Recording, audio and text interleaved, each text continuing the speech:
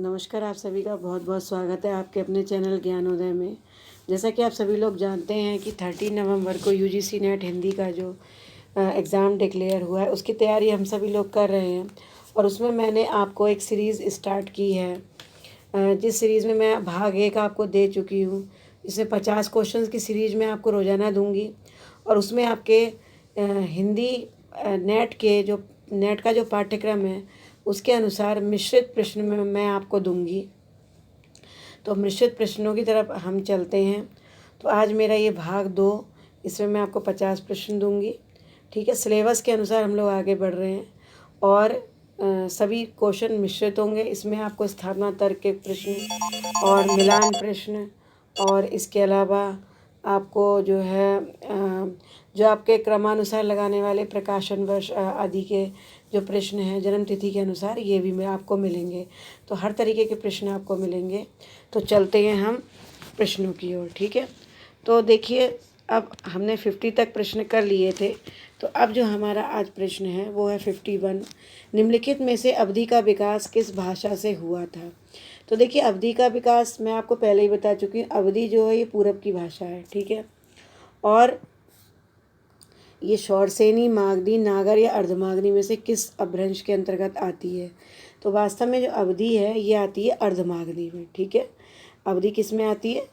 अर्धमागधी अपभ्रंश के अंतर्गत आती है। ठीक, उसके बाद है ढूंढारी बोली का दूसरा नाम।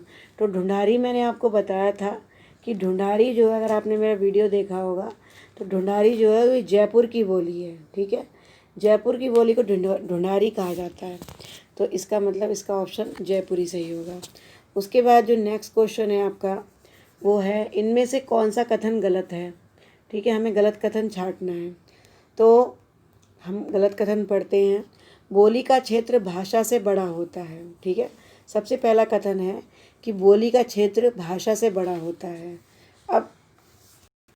अब आप खुद सोचिए, ये ऑप्शन गलत होगा या सही होगा कि बोली का क्षेत्र भाषा से बड़ा है। बोली सीमित क्षेत्र में बोली जाती है, बिल्कुल सही बात है। बोली जो है एक सीमित क्षेत्र में बोले जाने वाली जो है एक बोली होती है, ये जो सीमित क्षेत्र में ही बोली जाती है। ठीक है, जैसे अवध प्रांत में अवधी बोली बोली जाती है, ढूंढारी जो जयपुर में बोली जाती है, तो उसका एक सीमित क्षेत्र है। ठीक है, बोलियां हमेशा सीमित क्षेत्र में बोली जाती हैं। हिंदी साहित्य के अंतर्गत सभी बोलियों का साहित्य है। जैसे हिंदी का साहित्य वैसे सभी बोलियों का अपना अपना साहित्य, ये बात बिल्कुल सही है। मानक हिंदी का विकास खड़ी बोली से हुआ, ये भी बिल्कुल सही बात है। तो यहाँ पर गलत बात मेरे ख्याल से मुझे ये लग रही है, ठीक है, कि बोली का क्षेत्र भाषा से बड़ा होता है। आपको मालूम है बोली जो है सीमित क्षेत्र में बोली जाती है, जबकि भाषा जो है वो बहुत विस्तृत क्षेत्र में बोली जाती है। तो यहाँ पर उल्टा लिखा हुआ है, भाषा का क्षेत्र बोली से बड़ा होता है, बोली का क्षेत्र भाषा से बड़ा नहीं होता। अब चूंकि हमें गलत ही चुनना है तो इसका जो सही ऑप्शन होगा जो है इसका ए होगा। ठीक है, उसके बाद आगे अगला क्वेश्चन है, अपभ्रंश के भाषिक और व्याकरणिक रूप का विवेचन किसने किया है? ठीक है, ये क्वेश्चन मैं आपको पहले ही बता चुकी हूँ कि अपभ्रंश के भाषिक और व्याकरण रूप का विवेचन किसने किया है। तो ये आप सभी को पता होना चाहिए, पहले भी मैं कई बार बता चुकी हूँ।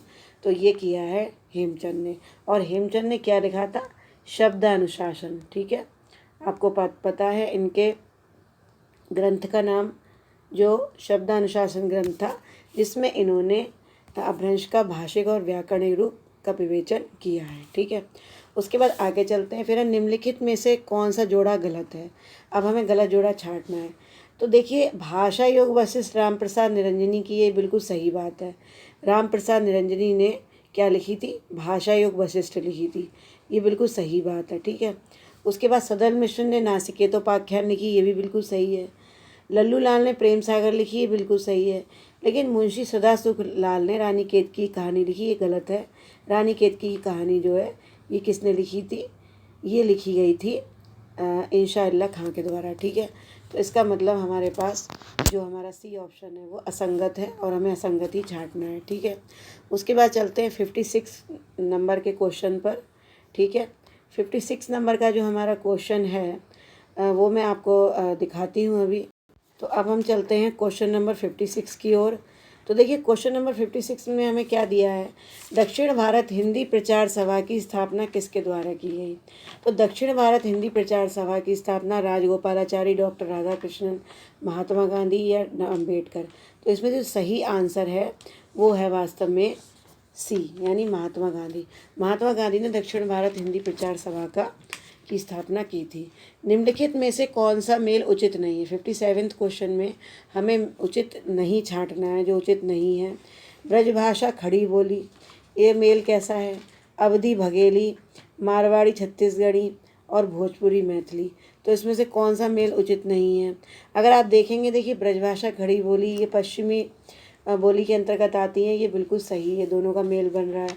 अवधी बघेली भी इनका मिल रहा है, बन रहा है, ये दोनों पूर्वी बोली के अंतर्गत आती हैं। ठीक है। मारवाड़ी छत्तीसगढ़ी ये भी, ये और देखिए भोजपुरी मैथिली बिहारी हिंदी के अंतर्गत आती हैं। ठीक है। लेकिन मारवाड़ी और छत्तीसगढ़ी ये अलग अलग हैं। ठीक है।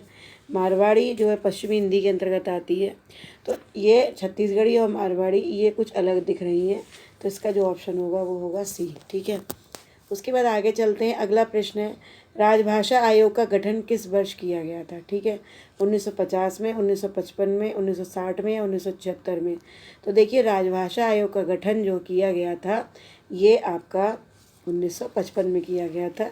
ये क्वेश्चन मैं आपको पहले भी करा चुकी हूँ और बहुत अच्छा प्रश्न है, ये सभी को पता होना चाहिए कि राजभाषा आयोग का गठन कब हुआ था। ये हुआ था 1955 में। ठीक है। उसके बाद अगले क्वेश्चंस पर चलते हैं। राजभाषा अधिनियम किस वर्ष पारित किया गया था। देखिए राजभाषा अधिनियम जो है वो 1947, 1960, 1976 या 1990 में से जो ऑप्शन है उनमें से जो सही ऑप्शन है हमारा वो है 1976। ठीक है। थोड़ा सा इस चीज़ का ध्यान रखिएगा। राजभाषा अधिनियम 1976 बाद में पारित किया गया और राजभाषा आयोग का गठन 1955 पहले किया गया। राजभाषा अधिनियम 1976 में पारित किया गया था। तो इसका ये ऑप्शन सही है। राजभाषा अधिनियम के अनुसार इनमें से खास श्रेणी के अंतर्गत कौन सा राज्य नहीं सम्मिलित है। ठीक है।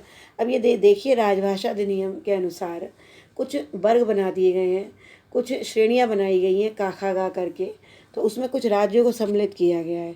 तो ये प्रश्न बड़ा कंफ्यूज करता है अगर आ भी जाता है, तो मैं आपको पूरी तरीके से बता ही देती हूँ कि कौन सी श्रेणी में कौन से राज्य सम्मिलित हैं। ठीक है। ये मैं आपको बताती हूँ अभी।